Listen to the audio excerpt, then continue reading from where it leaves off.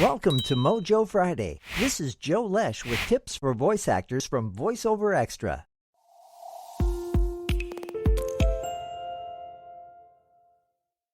Procrastination is the one thing that gets in the way of productivity.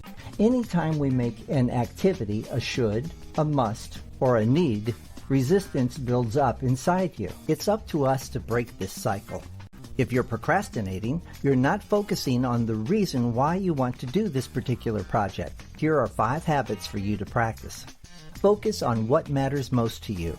Focus on all the reasons why you want something.